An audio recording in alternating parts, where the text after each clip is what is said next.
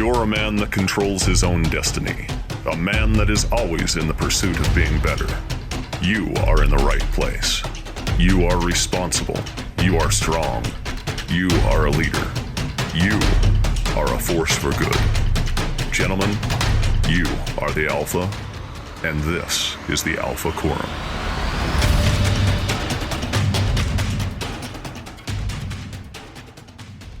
Welcome back to the Alpha Quorum Show. Brad Singletary here. I'm excited to continue our series on addiction and addiction recovery. Our guest today has several years of good time, and I'll let him introduce himself, but I just want to thank you all for participating, for liking, subscribing, sharing, and leaving ratings and reviews. It really helps us to get our message out. This thing is growing. As you can see, we've been doing this for over 5 years now, and this is, I think, our 11th episode straight. So we've gone through periods of where we've published and not published. So we're on a good roll right now in this topic. And as you'll see today, our guest is just a stellar man who's worked through some stuff. And we appreciate you being here, Mike. Why don't you go ahead and just introduce yourself with whatever you're comfortable with. And let's hear about why I invited you here to talk about recovery. And so just maybe generally overall who you are as a man and what brings you to this point in your life and how'd you get here, and I'll lead you along the way. All right. So let's see, where do I start? Well, first of all, I'm an alcoholic, and my sobriety date's 9/15/15. So I just celebrated 8 years. Wow. And, I like a lot of alcoholics or a lot of people in addiction, I tried to get sober by myself or stop doing things, and it would work, and then it wouldn't work. And I did some religious stuff, and I thought it would work, but it didn't really work. I needed to kind of be slapped in the face, and that's what AA did for me. And a good friend of mine who I asked to be my sponsor, he said, "You need to go to AA." And I'm like, "Okay, I'll do that." And fast forward a little bit to why I'm here is I got sober, and I thought all the things that drove me to drink would just go away magically once I stopped drinking. And all those things just came back with interest. And it wasn't about the drink, because the drink for a long time was about escaping, and it was a part of the solution, or it helped me get me through my day. And it wasn't. So it's kind of funny, but about 4 or 5 years ago, my wife called, and she made an appointment with Brad, and we talk about that. It's kind of funny because he says, "Yeah, some guys, their wives call and they just come dragging in here," and that was me. And then, after a couple of sessions with her, typical alpha A personality form, she was like, "I don't have a problem. This is your problem. You need to just keep talking to Brad." And I was like, "Okay, you know what?" And one thing my sponsors told me, he's like, "If I'm not part of the solution, if I'm not the problem, there is no solution." And I didn't understand that for a long time, but it made me realize that I can't really fix anybody else but myself. So as long as I can see that I'm at fault, then I've got a starting point to how I can solve that. So, and then just through working the steps and being here with Brad and getting a group of guys that I could talk to and could hold me accountable, life started to get better. And it was long after not drinking. It was just growing up and being responsible and accountable, and also having a group of people that I could, I don't want to say safe place because that's like a woke term, but in many respect, it's like I needed to go someplace where I could talk about things and I wouldn't hear about it from my wife for the next 2 or 3 months. It was a place that I could go and talk about challenges that I have, and I could have a group of men share their stories and their experience and their strength, and I could figure out how it would work for me. So that's kind of where I'm at. Been married for 32 years. Holy. And I've got 5 kids, 4 in college, and 1 in high school. And I'm just grateful for my life these days. So how did you begin on a road of addiction, or how did you get to the point where somebody suggested that you needed some help? and what was the progression of all that? Well, you know what? I grew up in a religious environment, so alcohol was something you shouldn't do. But I was rebellious and I wanted to do it. And it was just something that I could manage. So, it wasn't consistent and it didn't happen all the time, but every once in a while I'd let loose.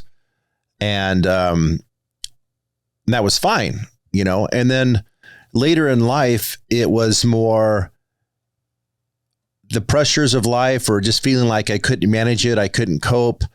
It just kind of, to have a drink was like, okay, I can just kind of be comfortable in my own skin. And that worked fine for a while. And it wasn't consistent. It was off and on. And I always had this inner turmoil of, okay, you shouldn't be doing this. You shouldn't be doing this. God's telling you shouldn't be doing this. But I didn't really care, or it was a solution. And more importantly, it was an immediate fix. And so I took the easy route and did the immediate fix, and it worked until it stopped. And it got to the point to where it was like liquid courage. Before I went and did anything, I needed a little bit of this. I needed a little drink. I needed a little something to kind of take the edge off of me and what I was going to do. And before I knew it, I was drinking in the morning. I was missing out on appointments or businesses. I own my own business, and I just kind of was self-destructing, and I wasn't even really aware of it. And it got to the point to where when I wanted to stop, I just couldn't. Anybody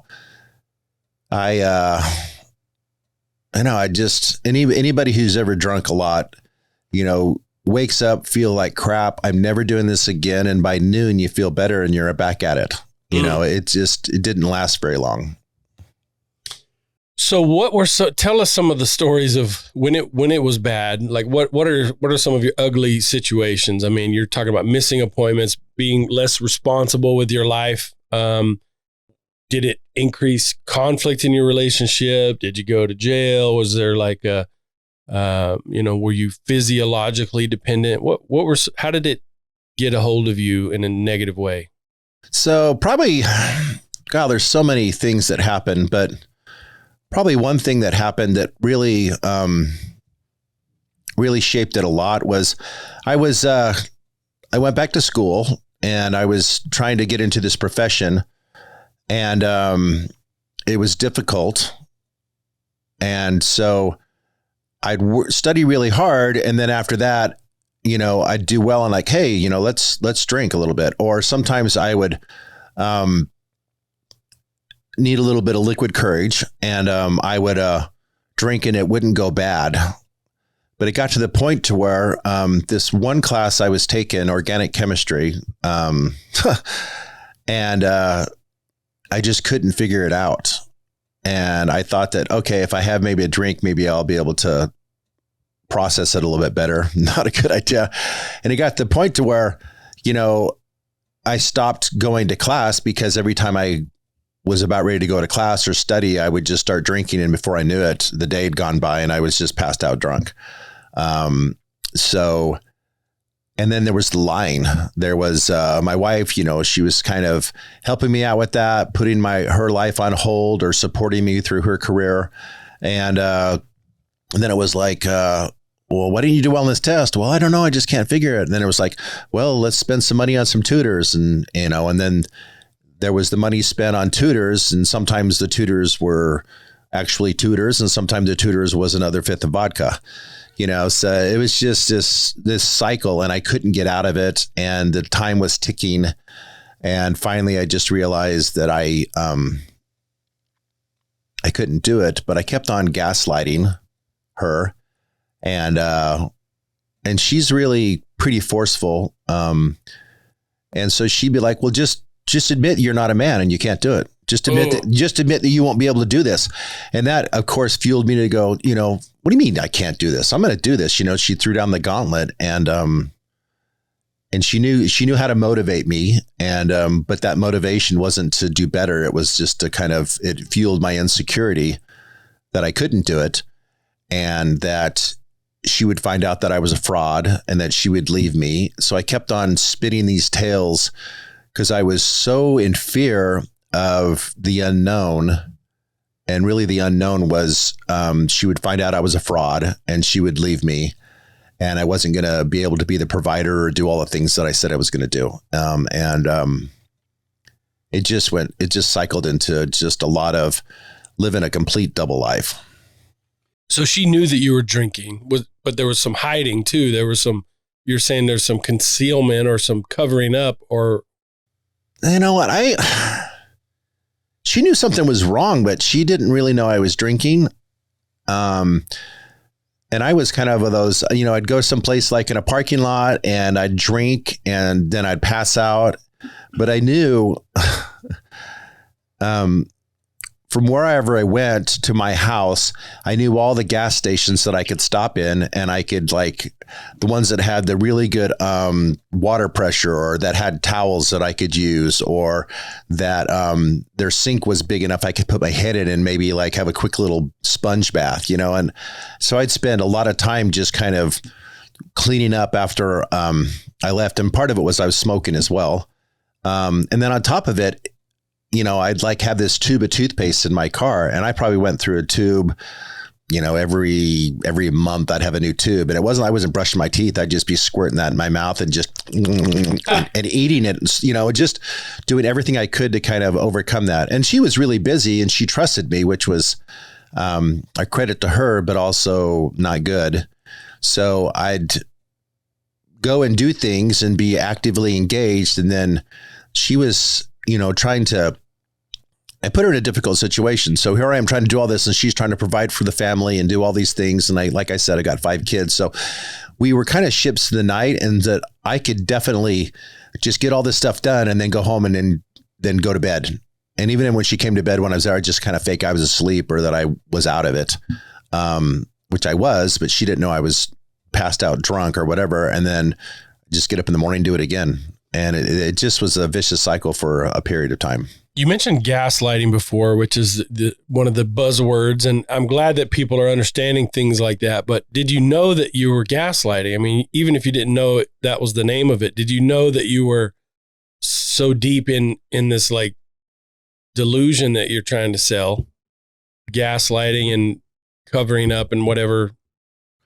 I didn't recognize that. I knew that I was lying to her, but I don't think I really understood that I was lying to myself. And that was probably the biggest deception with alcohol, is that I don't know, when you drink, it's like I would think of all these things I was going to do and all this stuff I was going to do and all these goals and, I'm going to do this. I'm going to reach out to this person and make this happen and make that happen. But at the end of the day, 3 hours would go by and I'd be passed out drunk, and I'd get up and I'd be like, oh, wow, I guess I can do it tomorrow. And then tomorrow I'd have all these ideas. And then as soon as I took that first drink, then all those ideas, all the productivity of that day just went out the window. So I knew that I was lying to her, but I was so afraid that she would just say, okay, we're done. And I was so terrified of losing what I thought I had, which I really didn't have a lot at that time, because it was just, we were like two different people, and she had goals, and I misled her and lied to her. And so I just didn't want to face that, and I didn't want to face my fears. So I just strung it along until finally it got to the point to where I was like, I just can't do this anymore. And I've got this is what I want to do. Because when I went to AA, it was more, I didn't want to stop drinking. It was more like, all right, this is what I want this to be a part of my life. I want to sit home at night and I want to have a couple of beers, and I don't want to be ragged on. And if you can't do that, then fine, I'm going to do my own thing and we can be apart. It came to me basically, I guess, accepting less with my life, so that I could continue to do my addiction. But I still didn't have the courage to really confront her. So finally, it got bad. I was out of control, drunk at home a few times. And it was never violent. There might've been yelling and screaming, but we're both Aries, and that's kind of part of that's kind of foreplay for some people. And it was for us at times. So it wasn't until she made that decision. You know, she just said, you need to leave. And I was like, great, I'll leave. Because I wasn't man enough to say, okay, I'm out of here. I needed somebody to push me out the door. And that was probably the greatest thing she ever did. She said, you're gone. And so I was like, okay. So at that time, I talked to my sponsor, and I hadn't gone to AA yet, but I'd been through some other religious type of addiction recovery programs. And my goal in leaving was, I just want to have a little bit of sobriety, so that if there were a divorce, I would have a leg to stand on and I wouldn't be taken to the cleaners. And so I left. And when I left, and I could do anything that I wanted, and I didn't really have her looking over my shoulder, then I kind of realized what I'd lost. And that was the start of me wanting to become sober and wanting to become a better man. So the very thing that you feared, losing her, she kind of escalated that and made it happen and said, you got to go, you leave for some time. Yeah. She just said, you need to go someplace else. And she said, you need to talk to your sponsor. My sponsor's name's Jimmy. And she just was talking to him, and he said, well, you know what? He needs to confront this. And I don't know, between the two of them, she suggested that I leave. I know that he and his wife had been separated for a while, and it was good for them. Not saying that it works for everybody, but he said, do that. Another thing she did, which, it's kind of emotional, because she called my dad, and she was crying, and she's like, hey, your son's doing this. I don't know how to deal with it. Can you please help me? And my dad, who lives out of state, he just got in the car and drove down. And I was in the middle of just raging and just drunk, and I was trying to do work, and I'm like, what are you doing here? And he says, your wife called me. I guess you got some problems. And I'm like, what? And I just was like, so not only has I disappointed her, I disappointed my dad, because I wasn't really that close to him. I mean, I was in a way, but he didn't know the inner workings of my addicted heart, which I don't think anybody willfully tells their parent, oh yeah, I'm an addict and an alcoholic and I can't do this and this and this, So he came by, and through him staying there a few days and my sponsor getting me into a place, we lived apart for about 2.5 months. Mm. What, did you have contact in between there? Were you talking to each other, or? Yeah, we were talking to each other, and it was really weird too, because, we, 5 kids, been married at that time, 24 years. It was weird because we would talk, and I kind of was getting back in touch with myself prior to marriage, prior to other things, and I just thought, I'm a valuable person, and I've got a lot going on, and where did I lose this along the way?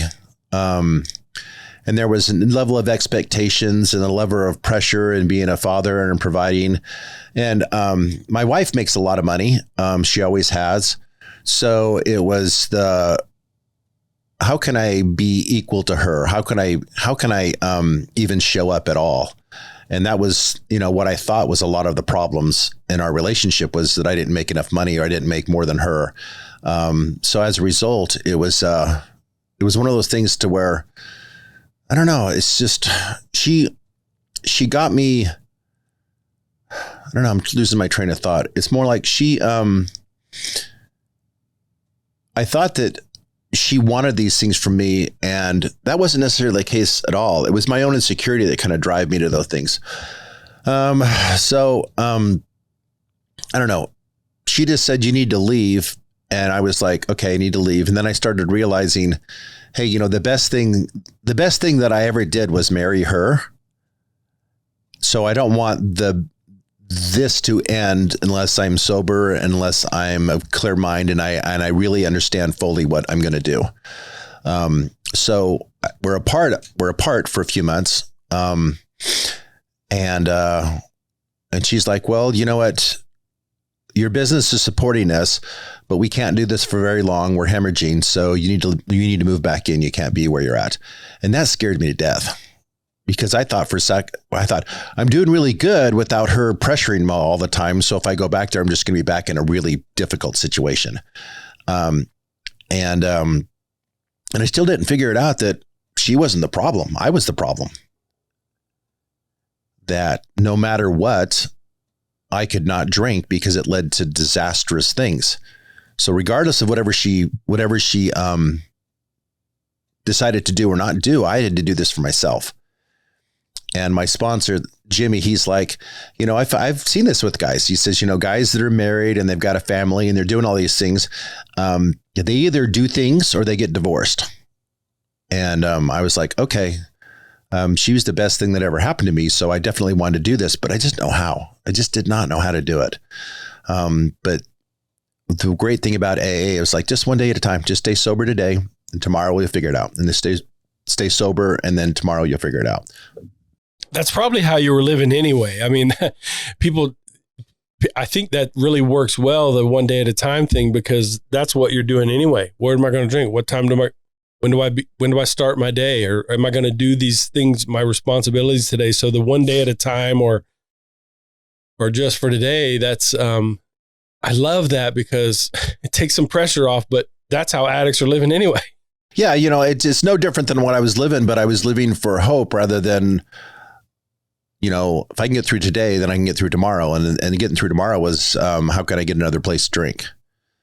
You know, and I was a bottom end drinker. I mean, I was smoking and I was drinking, and so if I had $10 or $15 in my pocket, then it was like, you know, it wasn't like get a nice bottle of vodka. It was go to Pop-Off, you know, because I can get fetching 3 bottles for $15 versus like a decent bottle of vodka for $15, you know. And then I was smoking, so it wasn't like, you know, I'm going to go buy a pack of cigarettes. No, I was like, I'd go haunt these business facilities where people go out on the lunch break and they're smoking, and you know, and you'd go there and you say, oh wow, there's like half a dozen cigarettes in there that are halfway been smoked. You know, oh, I'm going to grab all these, and I'd take them aside and then smoke them. And sometimes it was fine. Sometimes it's like, you know, clearly they were just nasty, but I didn't really care. You know, it was just it was just bottom of the barrel type of stuff.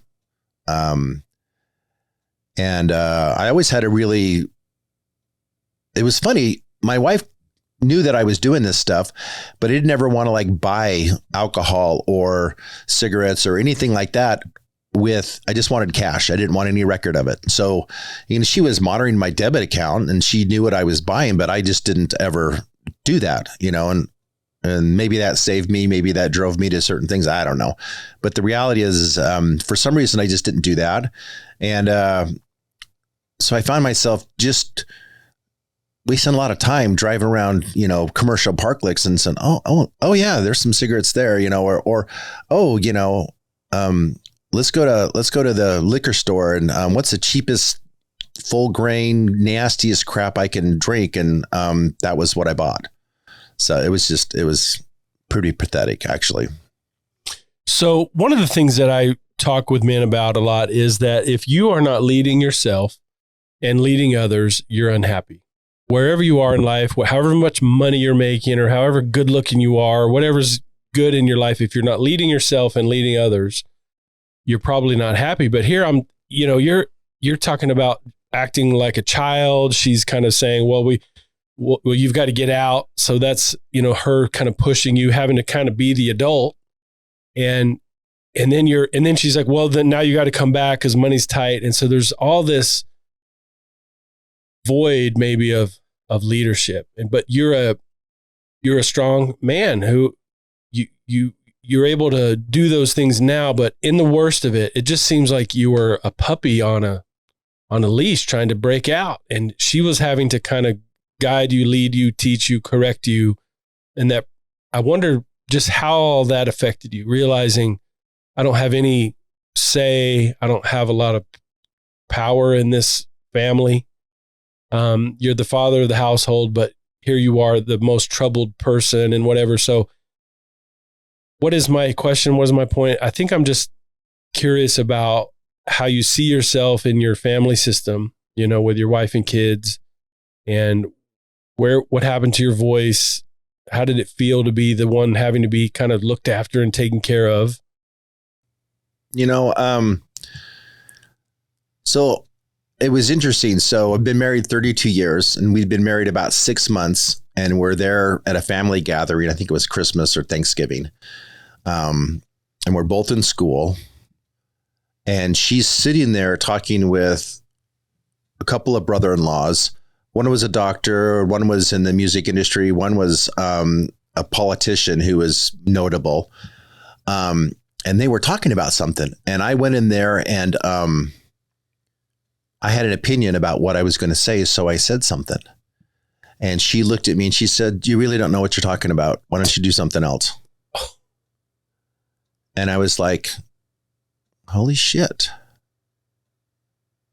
I've just been relegated to the kitchen, which is ironic because I like to cook a lot. So is that where it began? You know, she pushes you away and you start cooking. And I think that, no, that's not where it began. I've cooked for a lot of years and just love doing it. It wasn't that, but it was more like, and I resented her, passive aggressively resented her. So, and I didn't make as much money as her, not even a fraction of what she made. And so I contributed, having an opinion and making money with having value in the relationship. And that's where I was wrong. So pretty early on in our relationship, another thing too, is that her dad in some respects kind of used money with her mom to kind of control her. So, you know, coming in a relationship, she's like, "Look, I just want to have joint checking account and I'd like to be in charge of the money." I'm like, "Sure, whatever you want," you know? And so she did that, which was fine. And she's much, much better at it than I am, even though I can do it. And I did do it for myself before we got married and was successful. So that's not the point. It's just that early on in the relationship, because she had these insecurities, I said, "Okay, you know, you can do this, you can do that."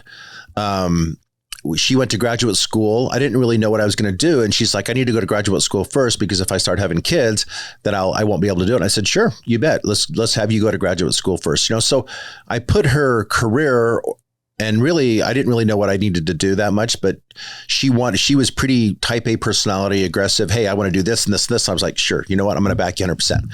So we did that. And then I felt like I was trying to play catch up. And I've said this to you more than a gazillion times, is that at some point in our relationship, I took my balls, I cut them off, I gave them to her, and she stuck them on a shelf in a jar. Literally. So I didn't have any moral authority. I didn't have a voice. I didn't have a seat at the table because my opinion was shit. My opinion was nothing. And I had no body of work to back it up. And the fact that I was a father and I was her husband didn't really mean a lot. You know, one thing about my wife, which is different than a lot of other relationships, is that she's been out in the real world and she's had to work hard, and she's had to be in negotiations and scrap and go up against people but come out and have a happy solution. It was compromise. And she walked away and you know, she feels like she got a good deal and they feel like they got a good deal, you know, and I was just butthurt all the time. You know, I just emotionally couldn't deal with her. And I still can't in some respects. You know, sometimes she comes across things that are all logic and I'm just like, you know what, emotionally I can't deal with that. So I'm just going to take your word for it. And it's not that I can't deal with it. It's just that sobriety for me is about emotional sobriety. And I just want to be happy. And sometimes she brings up things that there's really no solution and she enjoys talking about it. And I get pissed off. I'm like, there's no solution and I want something to change. So I don't really want to talk about it because I get emotional about this topic and I just don't want to have to deal with it. And there's no solution in sight. So this to me isn't exciting. This is an emotional exercise. So I just was like, you know what? I don't want to do that. So I thought in recovery, my business started to do really well. It was partially her help. She helped out a little bit, but before I knew it, I was making 2-3 times what she would in a year. So the income thing completely changed. There was a lot of things that completely changed. And you know what? The problems were still the same. Everything was still the same. But at the end of the day, I felt good about myself. And at some point I grabbed the balls off the shelf and reattached them and said, okay, you know what? I'm not going to be a dick about it, but you're going to come up with ideas. And I'm just going to say, I just don't agree with them. And it doesn't mean you can't go and do those things. It's just that I'll support you, but I'm not going to participate in that. I mean, go ahead. So you're a highly intelligent man. You're an educated man. You got a couple master's degrees. I think you said some doctoral work and so forth. Yeah. It's not that when you were having those conversations that, your opinion wasn't good. It was all the rest of you. I'm maybe you were informed on the topic or whatever, but she didn't want to hear it because you mentioned like the body of work. You didn't have any moral authority. So it's not usually our ability that keeps us from success. There's character stuff that gets in the way. And so that was, you're as bright as any man I've ever talked to, but she didn't want to hear it. And others didn't trust you because of your habits and because of the character stuff that got in the way. That's where the moral authority went away.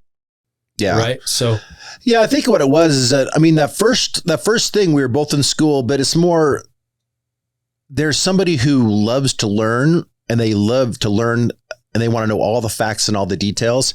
And there's somebody who, back in the day, they'd watch CNN and there'd be 20 seconds of highlights and that's what their talking points would be. And they had no foundation behind it. So I was a CNN guy that came in and had no foundation behind it. And I was just doing talking points. And she's like, you're just parroting what you've heard from other people. You really don't know what you're talking about.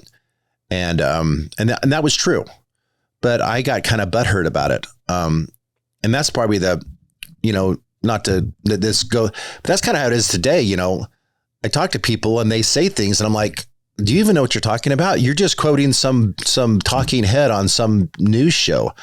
Cause when you ask them questions, then at that point they start to, they can't answer the questions and then they immediately start calling you names or degrading you for whatever reason. So I think that, and as I see that now, I'm thinking, I used to be that guy. If I can't have a conversation with somebody, then I just need to say, you know what, you're right. I don't know enough about that. I don't really agree with what you're saying. I don't have to do some more research, but my gut tells me that that's wrong. But I was unwilling or unable to do that, to say, I don't know.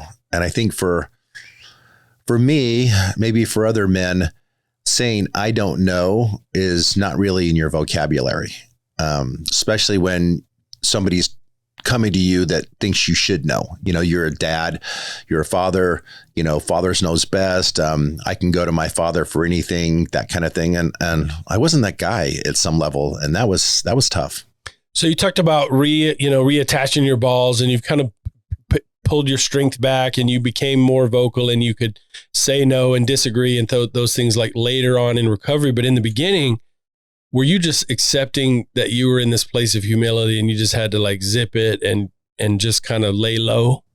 Because I think that may have been hard for you to do, but that was probably the right thing to do. I teach men that they should lead, but not if you're being an asshole, not if you're being irresponsible. Don't try to go barking orders at people if you don't have any discipline yourself. And so I wonder how that was there sort of at the bottom in terms of learning to just kind of zip it. And you've found your voice again since then, but how did you deal with the need for you to be,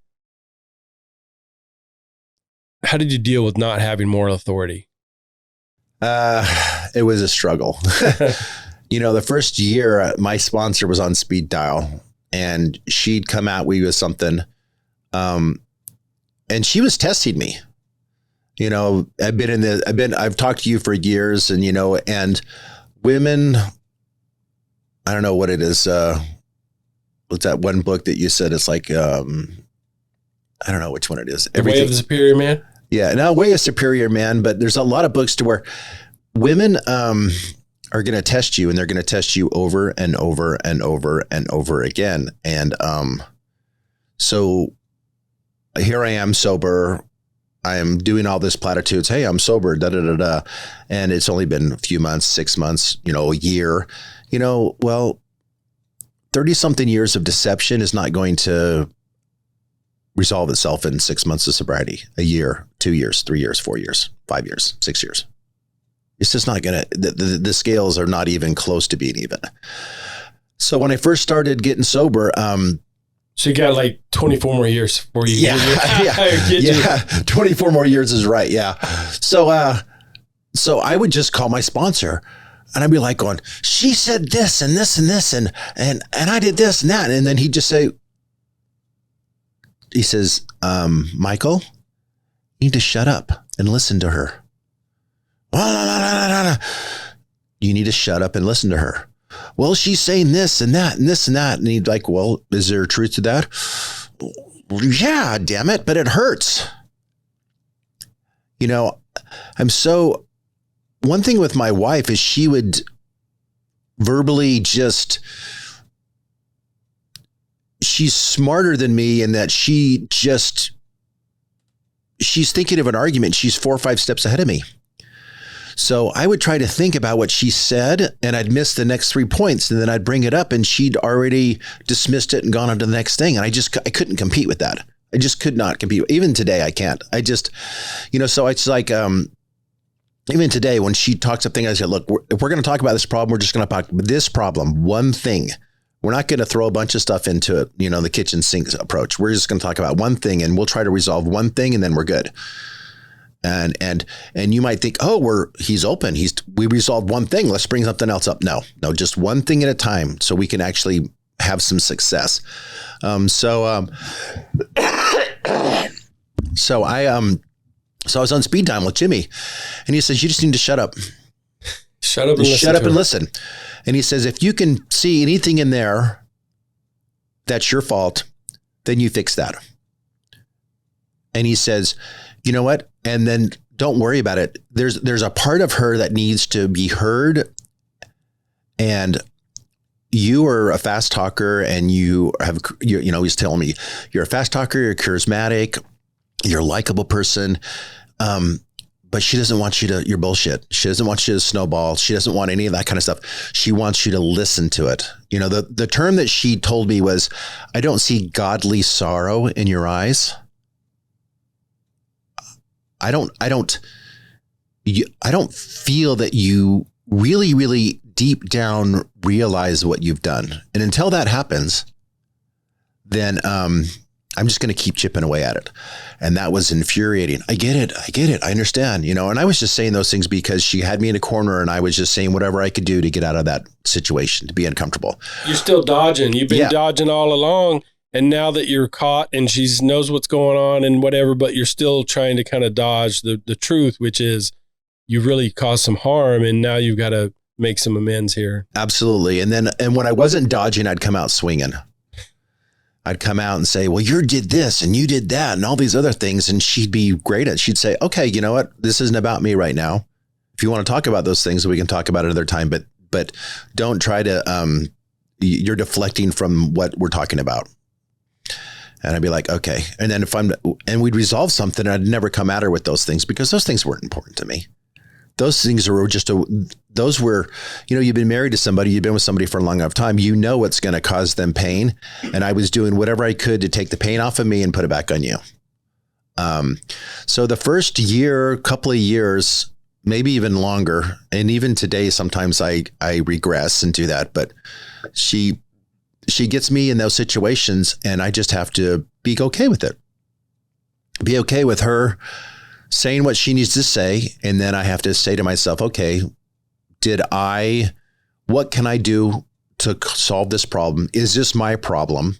And if it's not my problem, then I just need to basically tell her, look, I go to AA, I go to a counselor, I've got people that I need to talk to. Sounds like you need to go talk to somebody. And you don't need to dump your feelings on me. Why don't you go write in a journal? Why don't you go talk to your sister or go to talk to somebody else? But this is not my problem. And that works. Sounds like that was that's a theme that you're kind of coming back to, is where does the problem lie? And initially it was all you, or you weren't seeing that. You had some denial about what you were doing, and then you became okay with that. But then you had to also, another part of that, whose responsibility is this? Where does the problem lie? Sometimes it wasn't you, and you had to learn to speak up and say, this is you, not me. Yeah, it's I think that I can be a part of all the problems, and because I think there's accountability at some level in every action that I do. But does it have merit? Does me doing this have merit? And if it doesn't, then what are you really getting at?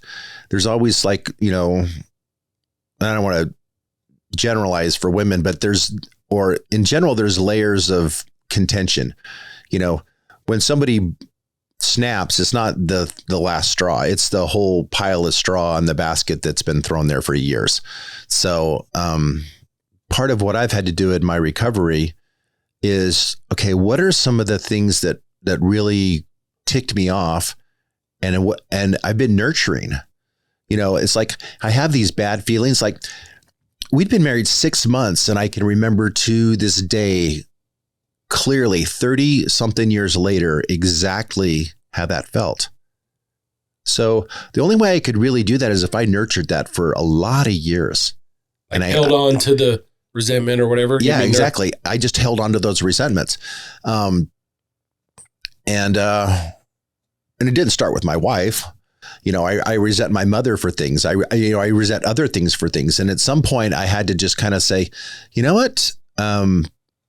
Okay, that was a shitty thing that they did. But is that going to continue to define me? Is that going to continue to hold me back? Or do I just understand it and say, okay, you know what? If it's somebody close to me in my life, then I just have to learn to forgive them or forgive myself, or just realize what part I played in it. And if it's somebody who's not a part of my life that I don't have to deal with every day, then I just cut them out of my life, because life's too short to have people like that around.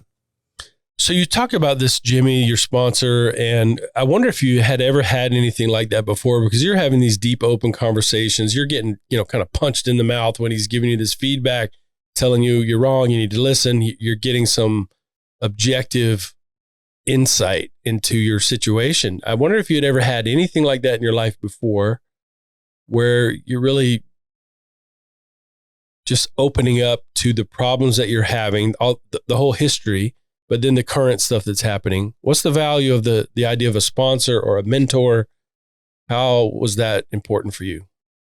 So, I'm a religious person. So in the Bible, it's got the parable of the Good Samaritan. Mm-hmm. So, and I thought about that. It's like, this guy's out, he's a Samaritan, he gets beaten, left for dead on the side of the road. Then you've got like a Levi who's supposed to be this religious person walk by, and he just crosses the other side of the street. Then you got a priest who crosses the other side of the street. And then you've got this Samaritan who sees this guy, and he picks him up and he carries him into a inn, and he pays for him, and he takes care of him. And I thought to myself, okay, that's a nice little Sunday school story. What does that have to do with me? And I just realized that Samaritan himself had been on the side of the road. Somebody had picked his ass up. Mm. So talking to a sponsor and hearing Jimmy's story and seeing where he was at in his life, he'd been there. He'd been through the trenches. He'd done it. He'd done the hard work. He'd done things. I mean, I was ashamed of some of the things that I did. But after listening to him, I thought to myself, oh my gosh, I got off light. I didn't have a fraction of the bad things or things that could have happened to me that happened to him or other people. And that's why I think going to meetings in AA is so important, is you hear these stories and you hear these people who have just ran over, and their kids taken away. They've been locked up, you name it. They've had something happen to them. And I just think to myself, man, that could happen to me. And was that the first time you had someone like that? Some open, deep connection with the man that you could call. You had him on speed dial. You every fight, every issue, every challenge you're talking about and processing. Had you ever had anything like that before? It was the first person that I'd talked to like that I respected, because I could see where they were at. And I could see what they'd done. And I've talked to Jimmy's spouse, and I kind of knew where he was. So I listened to it more than I would otherwise. I'm a different person now, so I can listen. I don't need to know somebody's backstory or whatever the thing they've gone through. If they've got a good idea, I'm going to take it. But prior to that, it's like people had good ideas, but I just thought, oh, wow, you just got something magical. There's just something about you that can do it. I mean, that's part of the problem with money too. I never thought I could make that much money because, I grew up poor. There was no money there. And my mom was all, well, they had a silver spoon, or there was this, there was that, had all these opportunities handed to them. I'm like, no, they went out and they got these opportunities. They dug deep. They worked their ass off to get these opportunities. So I had to believe that, but it started with recovery. It started with seeing somebody who'd actually done it and been there. And then I finally listened to them. And that was my shortcomings. I heard all these great things, but I didn't respect what they said, because I didn't think that, I thought they had there was some, I don't know, something magical, or they'd been given some advantage that I hadn't had that I could never overcome. And that was all just crap, so I just was like, you know what? That's why Jimmy and the relationship with the sponsor for me is so important, because it's like, I could really see, I could relate to him. It resonated very, very well with him. And I didn't have to question it, because I could see the fruits. I could see his works. And I knew his story. And that was important when I first got sober. Absolutely important. It's not so much today, because I don't have to. I've learned that I can be successful, or I can overcome this stuff. And I don't need to make sure that somebody else came from the exact same place I did, or they did the exact same thing, or they have the same credentials or the same life experience. It doesn't really matter. You just have to work your guts out, and you can get where you need to be. And it took me getting sober for me to learn that lesson in sobriety, but more in life. I mean, that's a huge lesson that I wish I'd have learned a long time ago. You think you could have done it without Jimmy? I don't know. Here's a guy who's been through it. He had pulled himself out of his own problems and came and was prepared to talk to you, and you opened yourself up to him. He called you out. He taught you things. He inspired you. His story was interesting. It made you feel like you could get there yourself. And now you've kind of done that. So it's been 8 years. How are you different these days? I think more than anything, when I was drinking every day, I woke up looking forward to getting drunk, because I wanted to escape from my life. And now I wake up and it's like, okay, what does life have for me today? There's like a total shift. I've got a great relationship with all my kids, a great relationship with my wife. I trust her and understand her more than I've ever, and I'm more in love with her than I've ever been in my life. But it's not the newly married physical. It's the, I've been with her for, it's just that comforting. I don't want to have anybody else in my life but you kind of love. And that just comes with a lot of just baggage and stuff that we've worked through. And I can't really describe it for somebody who's never really been through that, but it's just, it's just knowing that she's there for me. And business wise, and also too, that like with money, I mean, for the longest time, I had the tools and the ability to be successful. I just didn't think I could. But it's funny, once you start becoming successful, then you realize, oh, I can do this. And then that's when the universe says, oh, I was waiting for you to figure out that you could do this. Now I'm going to give you another opportunity and another opportunity, another opportunity. And before you know it, you're just picking and choosing the opportunities, and doors are opening, and you're closing those doors rather than those doors being closed on you. It's a huge shift, but I know that I'm going to be successful. So therefore I am successful. Not wanting to be successful, I know that I'm going to be successful. And that's a change, a mental state. And I wish that I would have gotten a lot sooner. But it really was getting sober and the recovery and just believing in myself, because I'd had success in education and other stuff and sports and, all those things. But I felt that all those things were kind of more in my control. But I realized that it's all in my control, and I just have to work hard at it. And I also have to be honest with myself. I didn't do well in organic chemistry. If I was stone cold sober, I still probably wouldn't have done well. I do really well on a lot of other topics, but I don't do well on that. So my dream of becoming a doctor or whatever the case is, it wasn't strengths for strengths.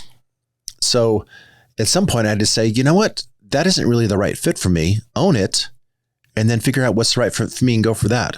And that's what I had to do. And probably the biggest thing I learned is that there's more than one way to get to the top of the mountain.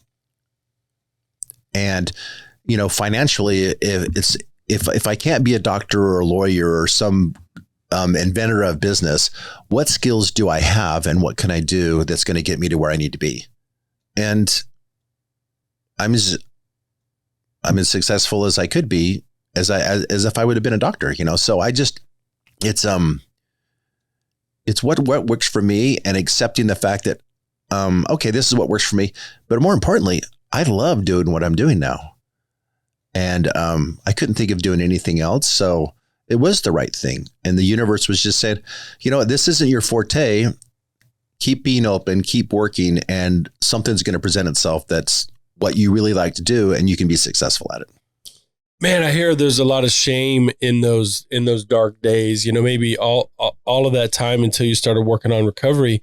Shame, I love Brene Brown's definition of that shame is the fear of loss of connection. If I don't do this, or because I've done that, I'm going to lose favor. I'm going to lose connection or lose love, basically. If I'm not a doctor, I won't be enough. Or if I can't pass organic, whatever. There's all this fear of like just not being enough. And you're still the same man in a lot of ways. You've of course grown and developed through a lot of this stuff, but how did you ever get to the point where you could say, I'm all right, I'm enough. I can be strong and powerful and I can have success? What was the shift from shame to confidence? I think that somewhere along there, going back to, reattaching my gonads, I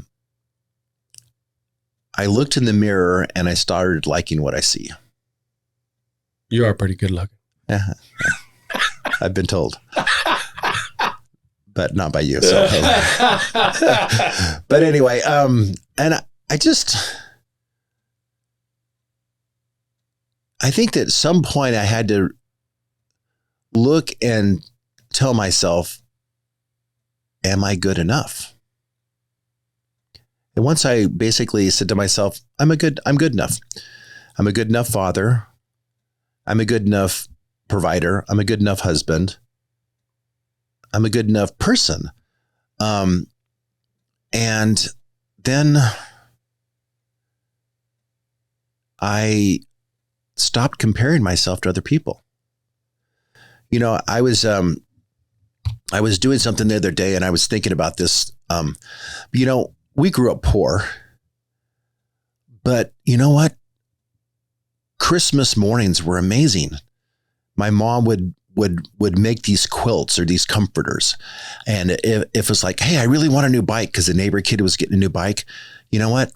My dad wouldn't have a new bike, but he'd put on a new pair of handlebars or new tires, New tubes for the bike. New tubes for the bike, and I thought that was exciting. And then what happened is I would go out and I'd be super excited and stoked. Like, man, I got new tubes for my bike, or I got a new handlebar. Ooh, I've got that new gooseneck that's a double thing versus a single thing. I'd just like really, really be excited. And then I'd go outside and then just love the fact that I was so excited about that. And then I'd come across this kid that just got a brand new bike. And somehow my happiness would go away because I was comparing myself to that person. And I did that for a lot of my life. And when I stopped doing that, then I can generally be happy for other people and their success. Because guess what? Their success doesn't take away from my success. It doesn't take away from my happiness unless I let them do it. So I stopped comparing myself to other people. And once I stopped doing that, then I'm a pretty happy person. And I'm content where I'm at. And I like who I am and I like what I do. And I see other people as doing things and I go, you know what? That would be a fun experience to have for myself. Not because, oh, he says it's a fun experience and he's doing this and this and this. And there's a level of a competition. It's just, I had to get rid of that level of competition. You need competition to be successful. There's no question about it. But who are you competing with? You're competing with yourself, and there's other people out there who have certain benchmarks. And they might be somebody that you can look at it and say, oh, they're successful. What have they done? Okay. They've already paved the path. Let me take the good things that they've done and work on that. But not comparing myself to them because, what's the backstory there? We don't know people's backstories. We don't know what they've done, what they haven't done, what they've had to overcome. And so who cares? Yeah. I just have to be happy with me. And I was, about a month ago, I was doing something for church and I thought to myself, you know what? If I just worry about myself, then I'm a pretty happy person and my family and what I've done. But when I start comparing myself to the world and everything around there, I get depressed, man. I mean, I don't even listen to the news these days or stuff like that. I don't really want to hear it because it doesn't affect me and it's all bad. They just trade in bad stuff. And that's not going to help me be successful tomorrow. So I'm curious, we'll wrap up here in a few minutes, but I'm curious about your family and how they started responding to you as you changed. So as you reattached your balls, as you got your moral authority kind of back, as you maintained your discipline and maintained sobriety, how did they evolve around you? I will say kids are super resilient. But, when I first got sober, I had kids in college, seniors in high school, that kind of thing. It's like, they were not as forgiving. It's not wasn't they didn't forgive. They loved their dad. And I'd coached their teams and been to most school events and had a good relationship. But, I think that they knew that I'd been lying. And more importantly, my wife never threw me under the bus, never talked bad about me, never discussed our life with them, which for me was huge because she didn't really say things. And then when I got sober, the kids would come and ask her about things. She'd just go talk to your dad. And I had to decide what I was going to say to them. But I think more than important, it was being consistent and showing up, but also really just putting sobriety important. And when I first got sober for the first several years, it's like, I'd say, hey, do you want to go do this? I'd love to, but I got a meeting to go to. well, I got this and this going. I said, well, yeah, I know. And I want to be there for you today and tomorrow. But if I don't go to this meeting today, I might not be there for you tomorrow. So this is what I need to do. And they respected that. And I was dedicated to attending certain meetings and to having responsibilities within AA and to mentoring other men. And I took that very serious because getting sober for me was it was a lot of hard work, but it was magical. I mean, somewhere the desire to drink, somewhere those things just went away, and I didn't analyze it. It's like, go to meetings, don't drink between meetings, and do your steps and work with a sponsor. Very simple formula, and I didn't want to overcomplicate it. So as I continued to do those things, then I was able to continue to have relationships with them. And then as they got older, I would basically talk to them and say, hey, you know what? I want to be there for you as a dad. And there's nothing that you could do that I haven't already done myself. There's nothing that you could do that would shock me. And while I'm not going to tell you all of my escapades, because that's not what this is about. This is about me telling you that I love you and I'm there for you and there's no judgment. So we can talk about anything. And because I'd done these things, it says in AA, it says, we'll no longer, the weaknesses that we had will become strengths. So my sobriety is absolutely a strength now. Because when my kids have things and when they're thinking about things or when they're doing whatever, it doesn't really matter. It it could be drinking. It could be boys or girls. It could be education. It didn't really matter. They knew that if they were going to come and talk to me, that I was going to give them an honest answer. And that's what's important. My wife, she's really honest about things, but sometimes she paints a pretty picture or she's optimistic about it. And I'm just like, you do that, you're going to be in the dirt, man. This is not good for you. And then I'd say, this is why it's not good for you, because you're my son or you're my daughter. And this is what I did in that situation or something similar to it. And this is how I struggled for years. And this is something I've been trying to overcome, or I still haven't overcome it. So you shouldn't even go down that road at all. You've got an addictive personality. Sorry, but you do. You got it from me. And I've got a grandma who used to do this and other, so I could do the whole family tree. And it's just straight talk. And there's no judgment. I want them to make their own decisions, but I want to make them decisions fully informed. I wasn't really fully informed on my decisions at all because I had a grandmother. I mean, I'd go there in the summertime and the serenity prayer would be on the wall. I'm like, oh, no, that's not really a prayer in our church. What's that from? And there'd be other things on the wall. And I go, this is kind of weird. This is a little cultish type of stuff. What is this? And then I get into AA and the fog, I get sober and I'm like going, holy shit, this stuff was on my grandmother's fridge when I was 16 years old. Why did we cover it up? Why was this some secret, a family secret? And it was. Now, would it have stopped me from doing what I did eventually? I don't know. I would have liked to have known though. It would maybe have got me there a little sooner, maybe freak the crap out of me. Because I talk to my kids all the time. I said, you ever been drinking? Well, yeah. I said, well, how'd you like it? Well, I go, okay, well, you know that you're predisposed to do this. And it didn't take hold of me for a lot of years, but when it did, it just about killed me and it just about ruined the relationship I have with you and with your mom. So you just might want to think about that next time you do. Wow, that's important, man. It seems like some of your courage really started with you kind of got to where you were defending the meetings. Like, sorry, sorry, we've got a Cub Scout event, but I need to go to this meeting or I won't be here tomorrow or whatever the thing was happening with the family. That's when you started to speak up, is that I need this. This is my life right now. This is what's keeping me alive.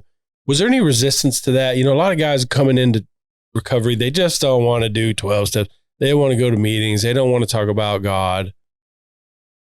Was it an easy sell for you? Was it an easy thing to internalize, or did it take some time? Did you hate it at first? What was your experience walking into AA? My first experience walking into AA was more like, I don't belong here. I'm not some hopeless alcoholic, because my idea of an alcoholic was the guy who lives underneath the overpass. You know, the guy on Boulder Highway who's pushed in a stroller at 120 degrees with no shoes on. You know, it's like, this is not me. So I saw some people there who were successful, and I saw them and I go, man, you're an alcoholic. And then I'd hear their story and go, holy moly, you've overcome a lot. So I was drawn to AA for that. Another thing too is that I didn't always communicate very well with my wife, and sometimes it'd be like a hostile environment. Or other times we'd get an argument and I hadn't really embraced my total, whatever I needed to embrace to resolve it. I hadn't grown up. So we'd get in an argument, and in some respects she'd just ask me questions, which I felt like she backed me into a corner. And rather than come out swinging, you know, my answer was, you know what? I don't know. I got to go to a meeting. So I think initially going to a meeting was escaping my problems in my relationship with my wife. But the longer I've been sober, the more I realized that my relationship with my wife has gotten much better, because rather than venting to her, I could go to a meeting and just listen to what they had to say and just think to myself, you know what? I do that too. And then I'd share, or I'd hear something, you know, I'd have this problem with my life. We'd be talking about something else. And then I'd go there and somebody else had the same problem, and I'd listen to how they responded. And sometimes I learned from their response, and I always learned from their response, and sometimes it was good and sometimes it was bad, you know, and it was just another way which I could kind of let off steam and just kind of feel like, okay, I can go someplace where people understand me. I can come in here and talk about all this crazy crap that I've done, and which makes me feel like a piece of shit. But you know what? I was sitting in a whole room full of turds, you know, and I was just like, oh, okay. All right. And then I could go home, and then she's like, well, how was your meeting? You know, because I'd ran out on a fight again. And I'd be like going, yeah, it was good. What'd you learn about? Well, you know, if you'd like to learn about what goes on in the meetings, you're more than welcome to join me. And it was just my place to just go there and talk about whatever was on my mind, where I felt, without somebody saying, you're not being honest with yourself, or you're not this, or I have a history that shows differently, or you're not doing that, you know. And I told myself that I was doing these things long enough in meetings to where I started actually doing them. And that was important. So now, golly, now my life is really good that I don't go to meetings as much as I used to. And now it's kind of like, you know what? I need to go to meetings. I need to go more meetings, where it used to be like, I've got to go to a meeting. I felt like there was an itch. I've got to go. Now it's like, you know what? I need to go to a meeting. Life is really good, and I want it to continue to be good. So I need to go. So I try to go at least once a week. I need to up it to more like 2 times a week, but I used to go every single day. It seems like, so you were saying that, you know, alcohol was an escape, and then you're saying these meetings became kind of a way to get away. So you're meeting the same need to get away from my problems for a time. You're meeting the same need, but here you're getting inspired, and you're listening to people, and you're learning from people, and you're making connections, and versus, you know, self-destructive drinking in your vehicle, you know, washing up in the bathroom sink at the store. You had a chance to escape, but there, that escape was an hour long. You come home, you're a little bit sparked up with some energy and some inspiration, and you had a place that you could go to share something. And so you still met that need.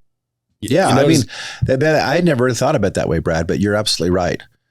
I needed to escape. Instead of going to a drink, I went to an AA meeting, and I learned something in the process. And through going to a lot of different meetings, I realized I was an alcoholic. I had these problems. I wasn't unique. There wasn't anything special about me. All these other people have similar problems, and I just need to figure out how to solve these problems. And in the meetings, there were solutions to those problems. And that really got me to where I'm at today. And now it's like, you know, AA has become more, in a way, it's like a second church. I go there and I just was like, for lack of a better word, I was like born again. I mean, I was totally just a wretch when I walked in those rooms. And now I'm like, I feel so much better.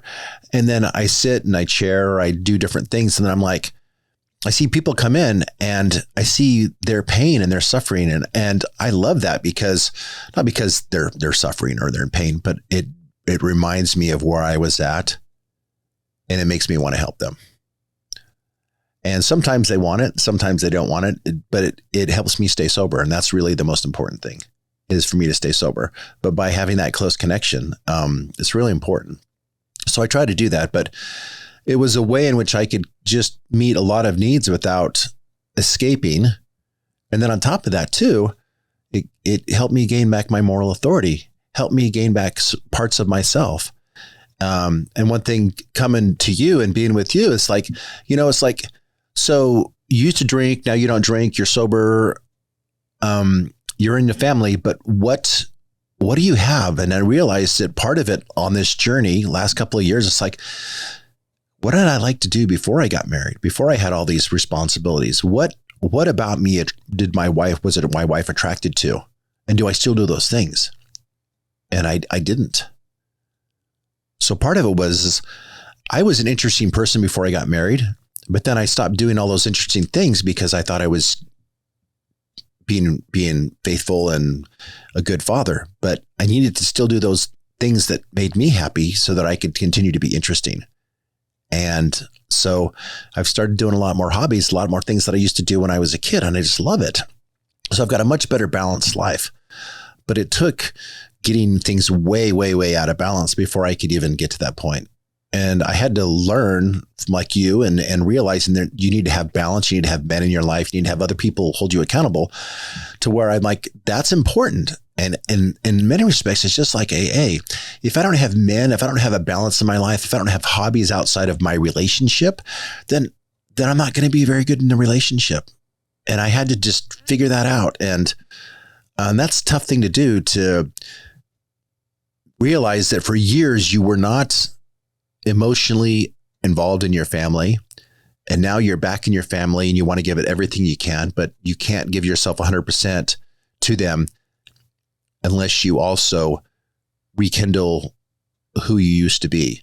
The sports, the activities, the quirky things that you've let go. And sometimes, 5 kids, colleges, there's no money for that. And that to me, that's a lazy way of doing it. It's like, I got no money, that's why I don't do this. Well, then figure out how to make it work. And now today it's like, there is more money, but now, I used to love going golfing when I was a kid, and I stopped doing it for years because, well, I did it when I was drinking, because that was a great way to spend 4 or 5 hours just getting loaded, drink a fifth of Crown on the golf course. And, and that was a train wreck, but it was a lot of fun. And now it's like, I go golfing and I take my son with me, and then we can bond together, and I'm making completely new memories, and I'm never going to get back the time that I spent all that time just going off and doing things that I could drink. But now I can go and do those things, or do those things if I really like doing them, and then do them with somebody that I'm going to make memories with. And that 20, 30 years ago, down the road, we're going to talk about, hey, Dad, remember this, remember that? Or, who knows where it's going to go from, but it's just, you just take everything and make it a positive versus a negative. And that's what I've tried to do with my life. 2 things, and we'll wrap it up here. What are the most important things that you've learned? A few bullet points of things that really made all the difference to you, going from, picking up cigarette butts out of the gas station, ashtrays, to making more money than if you were a physician, to the success in your family, in your marriage. What are the most important things that you had to learn? And then what would you say to a guy who's wondering, should he change this? Is he an addict? Should he do something? So probably the first thing is that it goes back to what my sponsor told me. And he told me this, he didn't really explain it. He says, if you're not part of the problem, there's no solution. And it forced me to take accountability, and it forced me to look at the problem. But more importantly, it gave me a solution for that problem, because if I somehow, some way was responsible, then I could change my own actions. And that's probably the most important thing that I've learned through this process. As far as money is concerned, being successful, you just have to be comfortable with success. And part of feeling good about yourself in an honest way, not, oh, I'm good about myself. And you say that to everybody else, and deep inside, you're just fearful every single second of the day. But part of being good about yourself is just having little wins. You do something, you're a little bit successful, then you do something else, you're a little bit successful, and you do something else, you fall flat on your face, and you pick yourself back up and start doing it again. And I had to believe that I was worthy of making money like that. That's a big thing, that my skills warranted that price, that I'd put the time in and I'd worked enough to where I'm deserving of this, and then not sit back and let somebody give it to me, but to go out and take it. You get, if you like something and you're good at it, figure out how you can monetize it. And if you can monetize it, then you don't really feel like you're working at all. You're successful. The money's coming in, the bank account's flush, and you're just loving your life and living it. And it doesn't mean that you don't have money problems and things don't come up that are, challenging, but you're not weighed down by that all the time. And when you're not weighed down by trying to, pick up, buy the next gallon of milk. I mean, there was a time in our marriage to where, honestly, we would go out to the cars and dig through change to see if we could get our kids lunch money. That we actually, we qualified to where our kids could get free lunch. Wow. And going from a point to where you're living in like $1 million home to figuring out how you can get lunch for your kids, that's a big shift. And those were all really good lessons to learn. And in the middle of them, it's just, we just had to work as much as we can. The funny thing is, when we were super poor and had all those challenges, our relationship, our intimacy, my wife and I, was pretty strong because we didn't really have anything else. It was just us. It didn't mean I wasn't drinking and doing stuff I shouldn't have done, but outside of that, we had a pretty close relationship. And now we flip-flopped the other way, and our relationship's pretty strong. But I had to do a lot of work in the meantime. It's all come together for you in a lot of ways. I think you said 50, I forget how old you are. 55 years old, and you've had it together for a few years of your life. I just think that's probably, for a lot of men, right on time. If you're a 40-year-old and you're screwing off and your life is a mess and whatever, like, don't worry about that. It can change in a year. It can change in a very short time. You can really start to turn things around. To the guy out there who's listening to this, who I sent him to it, or he's a fan of what we're listening to, or he's addicted, or he finds us somehow, what would you say to the guy who's resistant? He knows it's maybe a problem, but just isn't quite ready yet. But it's creating more and more problems in his life. What would you say to somebody who's listening and a little bit ambivalent about what they need to be doing? Oh, man. So if you really want to change your life, you get a sheet of paper, and if it's drinking or if it's whatever it is, it could be porn or it could be whatever. It doesn't really matter. What benefits you get from that and what benefits you get from not doing it. And then just do it for 30 days. See if you can. I mean, if you can't stop drinking for 30 days, you might have a problem. Yeah. And do it, because you know what? Prohibition is not coming back. Lee's Liquor Store is not closing anytime soon. The dispensary is not shutting down. And it's all going to be out there. And as I say in AA, you know what? come in here and give yourself a chance. And if you don't want to be in here, go outside. We can always refund your misery. And that's what it's going to be. It never gets any better. It just gets worse. Just give yourself a shot. Love yourself enough to where you can put the time in and do something for yourself. It's going to be uncomfortable, but you're going to have growth. And that's the definition of being a better person, is to grow. I mean, for God's sake, do something for yourself in a way that you feel good about. And if you can drink, if you can have a couple of beers and it's not a big deal and you can do whatever you're doing, then you're not an alcoholic.